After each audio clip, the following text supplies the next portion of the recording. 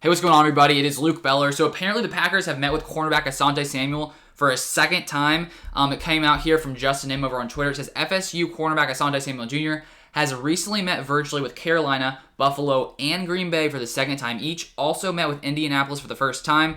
Previously reported, you can see all those teams over there that he also met with. So the fact that he has met with Green Bay for a second time, you know, it means that Green Bay at least wants to know a little bit more about him, get to know him a little bit better, which you would think would make it more likely that they have their eyes on this guy if they are meeting with him for a second time. If you guys are new to the channel, I put up Packers content almost every single day, so if you want to see that, news analysis, everything like that, make sure you guys subscribe down below. So taking a look at Asante Samuel Jr. and sort of where people basically have him projected right now for where he could go. Obviously, these things aren't like going to happen exactly, but it's a good idea to get about where people on average sort of think that these guys are ranked. So right now I'm on PFF looking at these cornerback rankings. As you can see, Patrick Surtain, first ranked, J.C. Horn, Greg Newsome. I've seen a lot about, the Packers potentially, or people thinking the Packers should go out and get Greg Newsome. We got Caleb Farley, and then 31st here, got Asante Samuel Jr. So what's that, the 5th?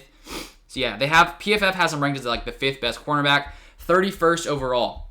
So considering the Packers do have the 29th pick, he could potentially be a guy that they have a good chance of getting. And as I talked about in yesterday's video, in the past 3 years, Gutekunst has moved up in the first round every single time.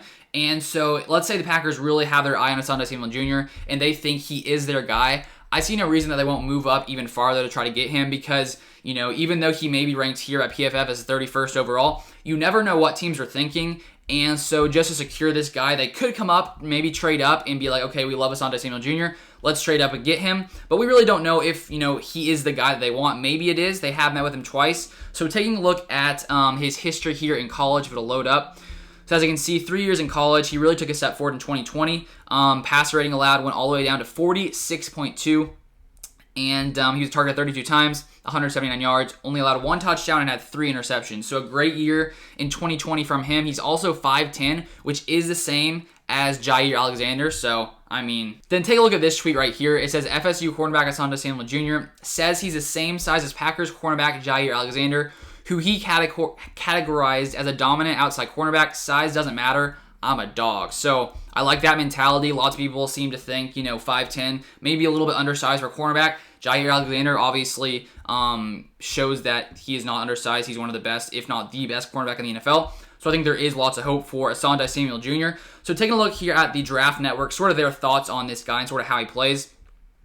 So the son of a 4-time NFL Pro Bowl cornerback, Asante Samuel Jr., enters the NFL after a strong career in the ACC on a struggling Seminoles defense. Samuel Jr. is a touch undersized, but he is outstanding in man coverage where his natural pattern matching instincts, loose hips, and quick feet make him tough to separate from.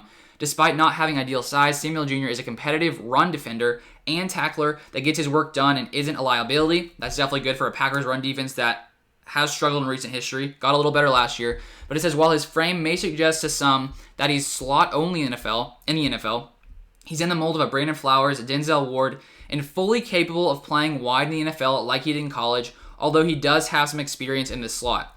So I think that's good news. The fact that he can play in the slot, he can play outside. The Packers can basically utilize him wherever they want to. They could use him outside of Jair Alexander, so maybe he could be a good fit. So it says where Samuel Jr. has room to grow is in his zone coverage reps and ball skills. He played mostly man coverage in college, and he isn't nearly as comfortable in zone reps. From a ball skills perspective, he isn't consistent finding the ball in the air and getting his head around, creating issues when challenged with his back to the line of scrimmage.